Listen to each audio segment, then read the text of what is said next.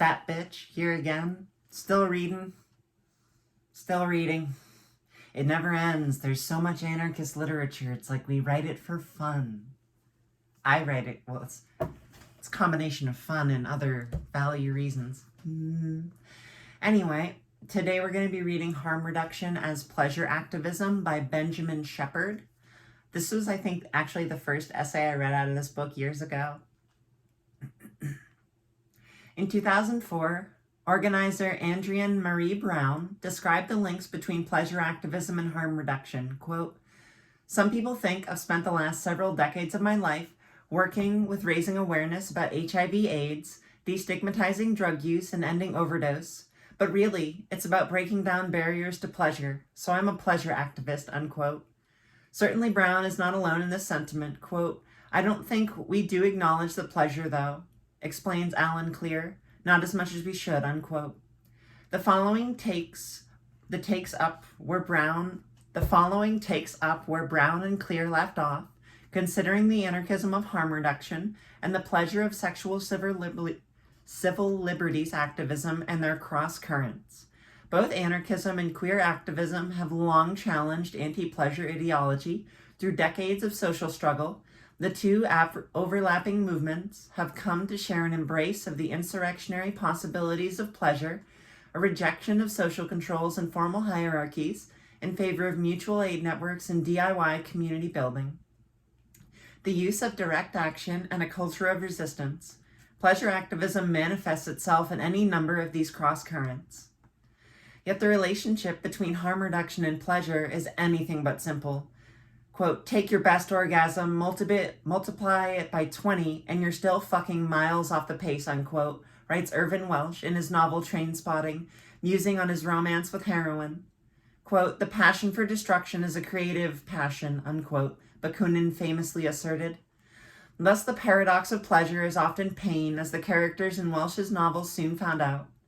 Still, this right to pleasure finds its root in any number of expressions of sexual and social freedom, as well as the intersections between drug use and anarchist and queer movements. Often obscured, the need for pleasure fuels the imperative to reduce harm. After all, what inspired the movement's formation but a struggle over expression and desire? While drug use is often about numbing pain, it is also fundamentally about pleasure-seeking and sensuality. As such, it is useful to contend with their multiple meanings, viewing such experience as a vehicle for symbolic and creative play, as Kane Race writes, a space where new ideas and identities are formed. Quote, "Greater attentiveness to pleasure and its qualities and social dynamics may also provide crucial resources for devising more effective strategies of care," unquote. Finding the pleasure in harm reduction is akin to queering anarchism at its foundation. Harm reduction has long been recognized as a movement with roots in anarchist direct action. Real facts. And there are good reasons for this. In the same way Gandhi challenged social mores to make salt, even when the practice was outlawed in colonial India, harm reduction activists have challenged penal codes to create needle exchange programs in the spirit of direct action. Such gestures of freedom are a fundamental part of anarchist practice. Quote, "We may already be an anarchist," Crime Think suggests. "Whenever you act without waiting for instructions or official permission, you're an anarchist. Anytime you bypass a ridiculous regulation when no one's looking, you're an anarchist. If you don't trust the government, the school system, Hollywood, or the management to know better than you when it comes to things that affect your life, that's anarchism too. And you're especially an anarchist when you come with your own ideas and solutions," unquote. Part of this impulse involves breaking down socially imposed barriers to pleasure. Such thinking helped queers invent safer sex when the AIDS epidemic began. Direct action was also the inspiration for the proliferation of harm reduction programs around the world. Here, sexual risk reduction and drug use practices shared common cause. Quote, "I have often pointed out the importance of considering the essential role played by pleasure and drug use, even in the most chaotic use, and its life-endorsing usefulness," unquote, explains Walter Cavalieri, BSc, MSc, MSW, director of the Canadian Harm Reduction Network, as well as the need to draw out the parallels between the gay liberation and drug users' rights movements, unquote. I'm just tripping over my words today.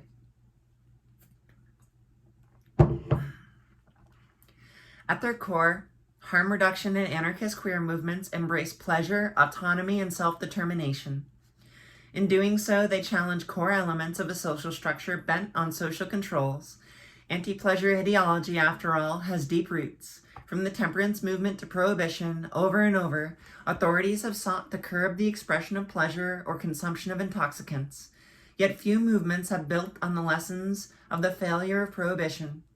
Yet the following pages consider some of the history of anti-pleasure ideology, as well as forms of pleasure activism, which have challenged this thinking in a safe, thoughtful way. Case examples from drug users, HIV prevention, and social organizing are explored. Through them, I consider core questions. How can we create an agenda to support both the affirmation of pleasure and the rejection of prohibitive politics? What would such an agenda look like? What are obstacles and best practices?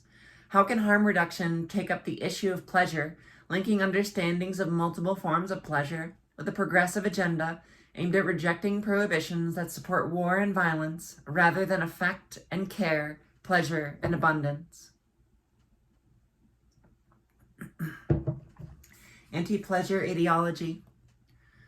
The history of struggles over pleasure involves an ongoing dialectic between expression and repression. While the Dionysus cults embraced intoxicants, drink, and collective expression of ecstasy, the Romans recognized these pursuits represented a fundamental challenge to power relations, and the Roman authorities sought to crush the cults. Yet those who embraced pleasure continued to find their way into trouble. Adam ate the apple, and anti-pleasure religious doctrine took a foundation that we are still grappling with today. Deep within his dissent to the Lawrence v. Texas Supreme Court ruling repealing U.S. sodomy laws, Justice Antonin Scalia offered a telling clue about the continuing phobia conservatives experience regarding the practices in pleasure. Quote, "If sodomy laws are unconstitutional," unquote, Scalia wrote, "then so are," quote, "laws against bigamy, same-sex marriage, adult incest, prostitution, masturbation, adultery, fornication, bestiality, and obscenity," unquote. Few assumed that any laws against masturbation were still in the books anyway. Well, not technically, but for those with a keen eye on hierarchies of transgression, the seemingly trivial topic takes on inordinate meaning. To make sense of Scalia's dissent, it is useful to look back on 13th century Christian theology, specifically St. Thomas Aquinas' categorization of luxuria, signifying crimes against nature, in which masturbation signaled the beginning of a slippery slope leading to sodomy, adultery, and bestiality.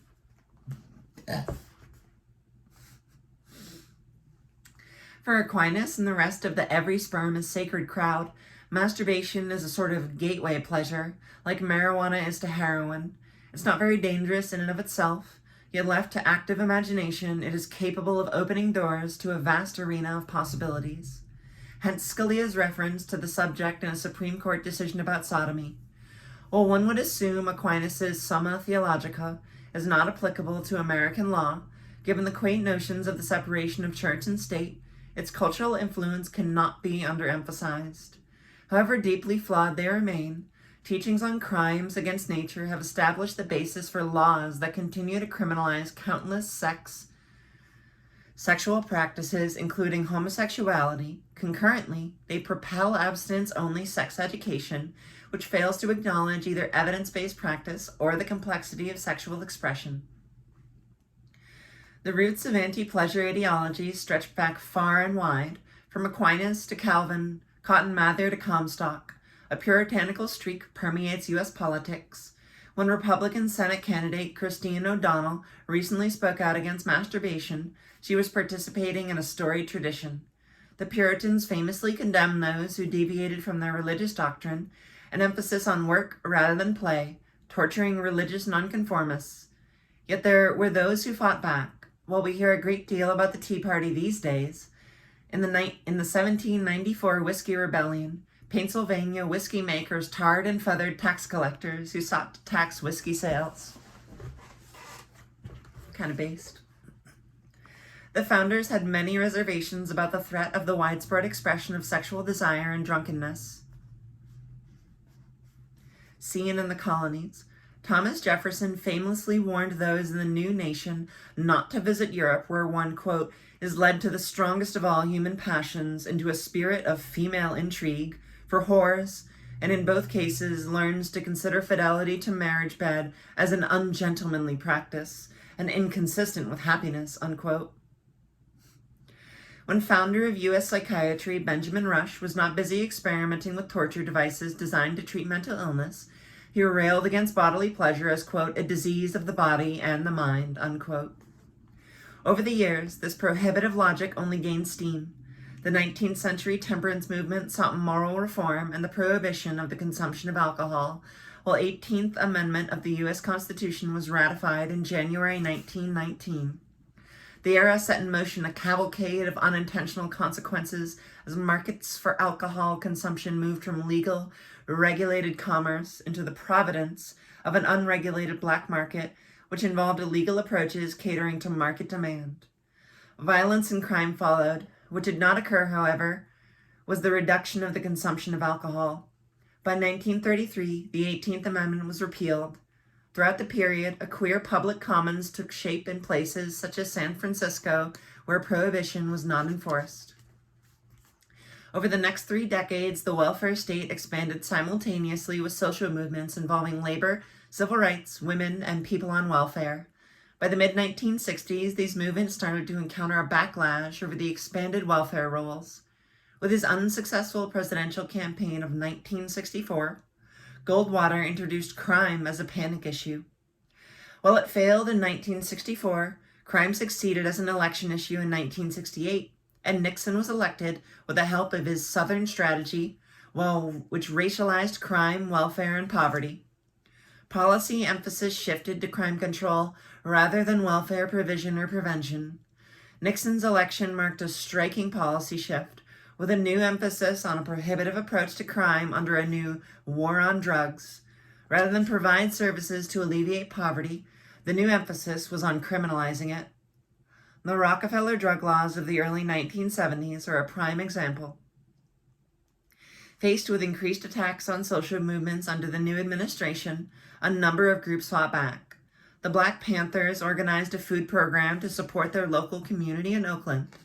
The Young Lords, a Bronx-based direct action group of the same vein, organized a number of forward-thinking, audacious acts of direct action aimed at cultivating a more responsive system of public health for social outsiders. In 1970, the group took over Lincoln Hospital. The group's list of demands included calls for Spanish language translations for services, acupuncture to aid detox services, and a consumer bill of rights. Most would later become common practices and policy. I've seen acupuncture offered in rehabs. It is actually common. One of the early members of the Young Lords was Sylvia Ray Rivera, a leader in the transgender movement. I didn't know that. Based as fuck.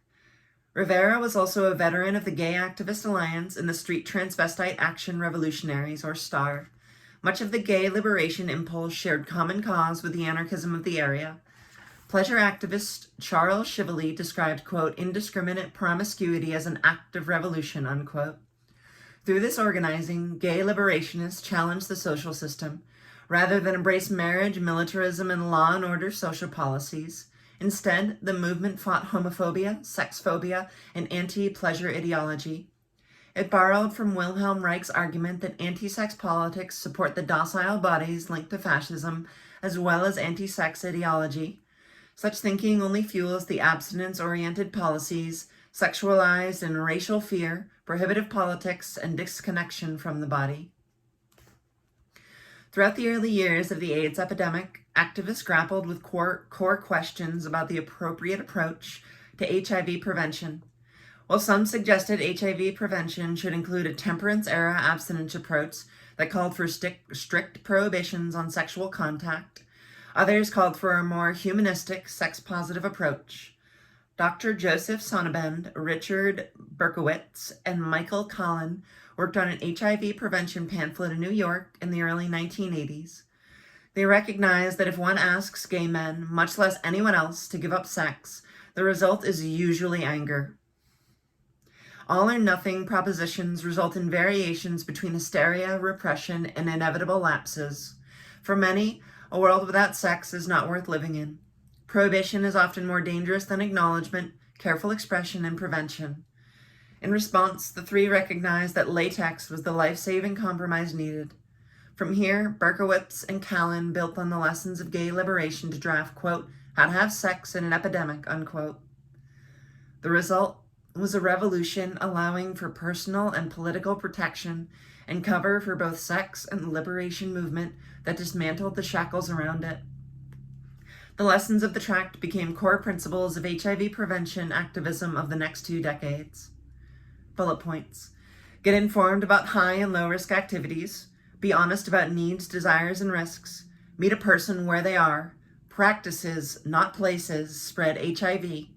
Provide safer sex information, condoms, lube, and clean syringes. I'm getting emotional. This stuff it's really close to me. Reflecting on the invention of safer sex, pleasure activist and ACT UP veteran Douglas Crimp argued, quote, We were able to invent safe sex because we have always known that sex is not, in an epidemic or not, limited to penetrative sex. Our promiscuity taught us many things, not only about the pleasures of sex, but about the great multiplicity of those pleasures. It is that psychic preparation, that experimentation, that conscious work on our own sexualities that has allowed many of us to change our sexual behaviors. It is our promiscuity that will save us, unquote. Yet, over the years, the use a condom every time condom code started to wane. In a 2007 podcast, Donald Grove, a veteran of ACT UP's Needle Exchange Committee, reflects on this moment and its lessons for the harm reduction movement. It's a long quote.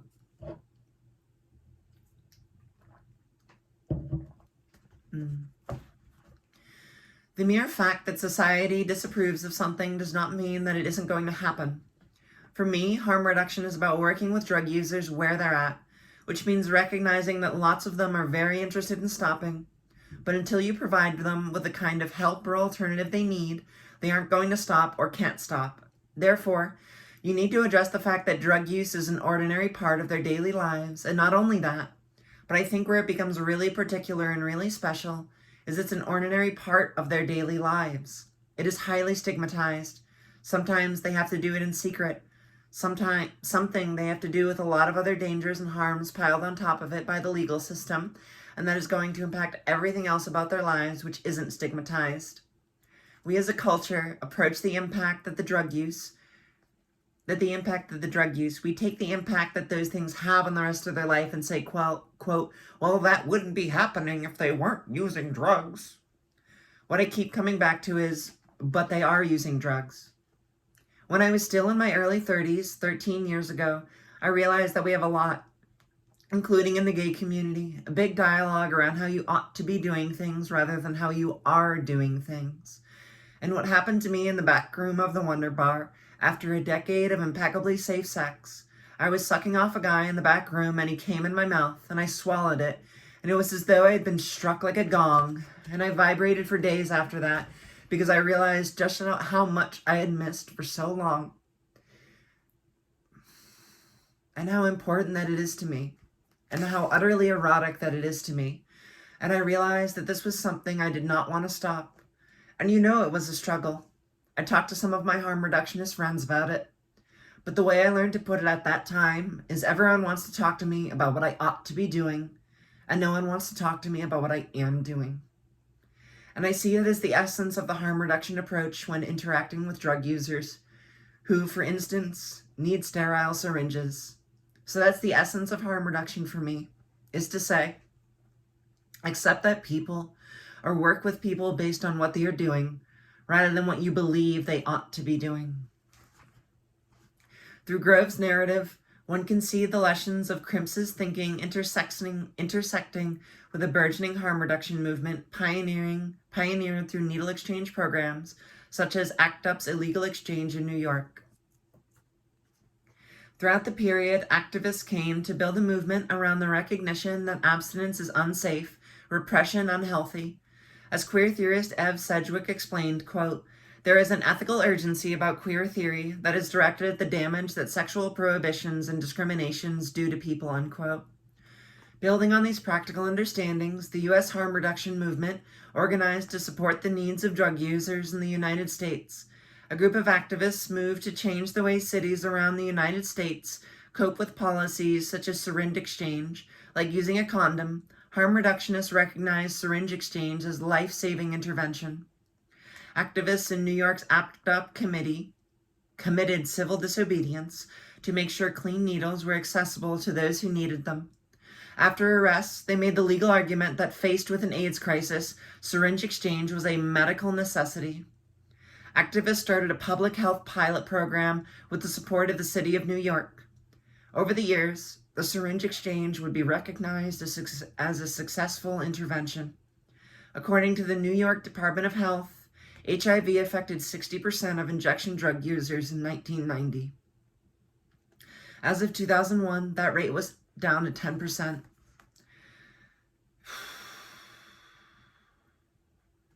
The Harm Reduction Coalition defines the practice as a set of interventions that seek to reduce the negative consequences of drug use, incorporating a spectrum of strategies from safer use to managed use to abstinence, unquote. One of the primary activists involved with the early syringe exchange programs in New York was Greg Bordowitz, who worked with ACT UP's Syringe Exchange Committee. Bordowitz reveled in ACT UP's ethos of pleasure, quote, "Looking back on it now, it was a place you could have romance. Well, everyone was in love with everybody. There was this intense sense of comradeship and closeness. We were all brought together and felt close because of the meaningfulness of the work and the fact that people were dying and people in the group were getting sick. It created this feeling of heightened intensity. Emotions were very powerful within the group, and they were on the surface of the group. Often people would cry in meetings, or people would get enraged in meetings. It was intense that way. And also, that fuels eros. That fueled attraction. That people clung to each other, not necessarily in a desperate way, but people found comfort in each other. They enjoyed each other," unquote. For members of ACT UP, pleasure was a resource. Yet over the years, syringe exchange programs would increasingly become intertwined with departments of health, funding, and the pitfalls of the nonprofit industrial complex. Today, much of harm reduction is about evidence. Bullet points. Science, linear thinking, positivism, collaboration with health departments, service provisions, and struggles against co-optation and funding. But where did the pleasure go? The plenary of the 9th Social Research Conference on HIV, Hepatitis C, and Related Diseases in Australia 2006 was titled Stigma, Pleasure, Practice. Here, participants asked, quote, "Why is it difficult to consider pleasure in drug policy and practice? What are the consequences for practice? How might a greater focus on pleasure of drugs invigorate harm reduction?" Unquote. To start the process, it is useful to consider the ways direct action practices inform movements for social and sexual freedom, including anarchism. Sexual civil liberties activism, and by extension, harm reduction. Quote, "I joined Sex Panic because there's no group making the same connections between the renewed sexual repressions of the past several decades," unquote, explained Chris Farrell in 1998.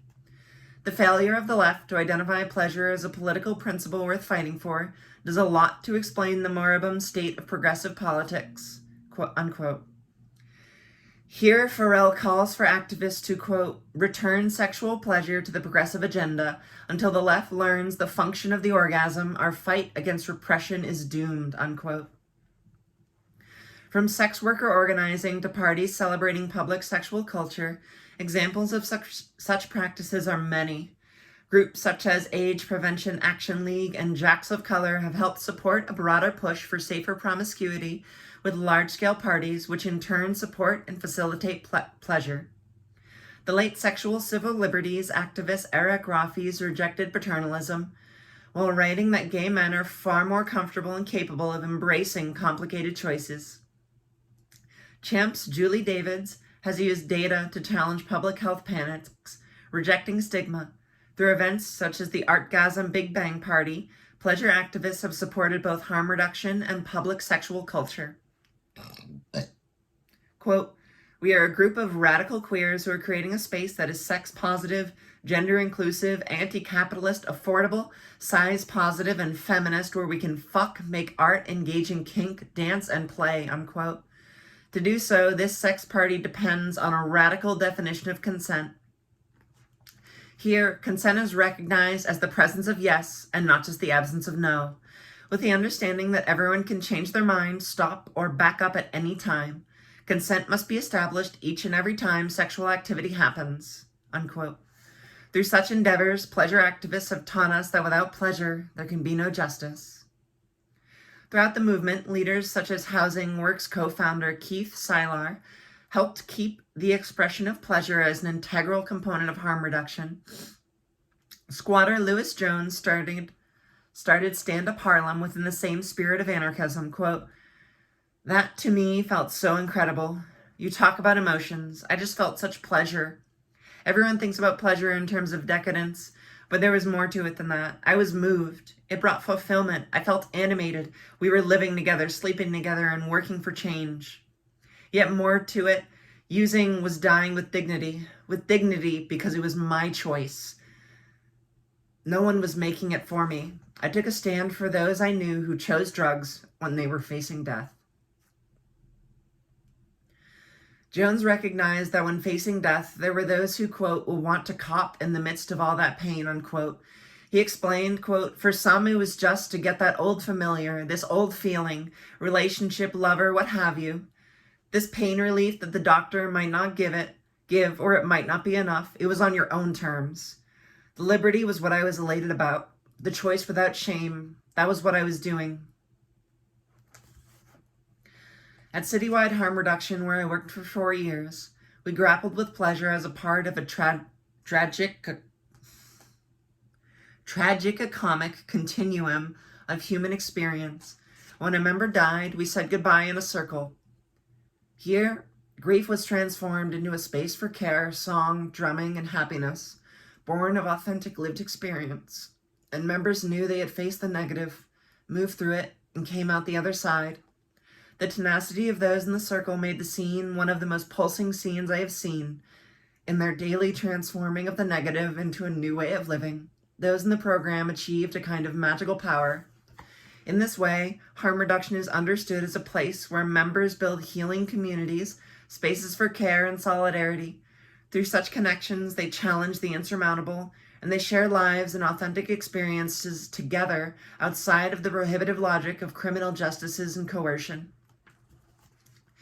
Building on these lessons, one can come to see components of an agenda for pleasure, care, and just human relations. In 3 essays on the theory of sexuality, Freud rejected Puritan mores by suggesting that everyone has some form of perversion in them. I've never seen someone call Freud progressive, but it tracks. It fucking tracks. There is no shame in it. This is part of being human. Yet shame exists and causes harm. To do away with shame and the repression it fuels, pleasure activists push to transform the social order. Yet to be effective, the process must include a respect for self-determination, choice, and pleasure. If we do not acknowledge the importance of pleasure, we risk mirroring the prohibitive politics we reject. Without justice, there can be no pleasure. After all, what we are protecting is a right to social imagination that rejects both paternalism and positivism, while opening spaces for alternative social relations and ways of embracing experience outside the realm of rational experience. The failure of the political left to articulate a pro-pleasure argument is nothing short of a failure of the political imagination. It leaves a huge void to be occupied by moralists. There is another route, one built through practices in pleasure, justice, and freedom.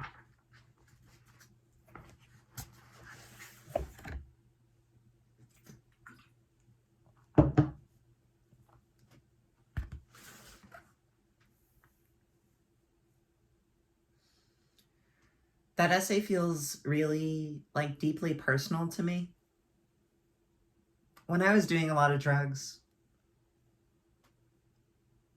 it was people actually meeting me where I was at, because most of the people in my like immediate family and the rest of my life weren't able to do that.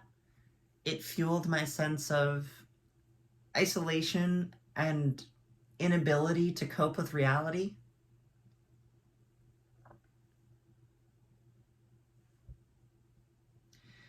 And I think if there weren't people there to talk to me in a way that wasn't judgmental, that acknowledged the pleasure and the danger, and helped me do things without dying, I don't think I would have made it. And when I first read this, I guess I hadn't reflected or processed all of it as well. Nor did I know as much about the AIDS crisis.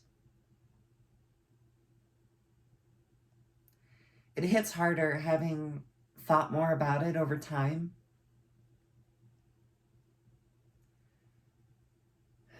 And having lost a few people in my life, in no small part because of the stigmatization of drug use. One of my good friends died this past summer, in no small part because there were not harm reduction services and real support to help him while he was drinking.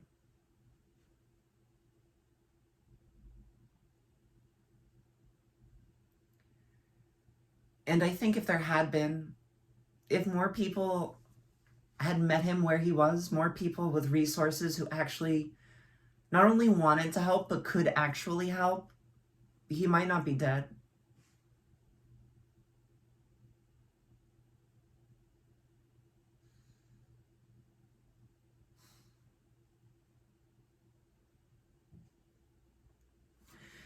And there's still so much stigma, even in the communities I exist in now, about drug use. There's still so much stigma around like people doing meth or people using needles or fucking anything. And I don't think people realize how much perpetuating that stigma literally kills people.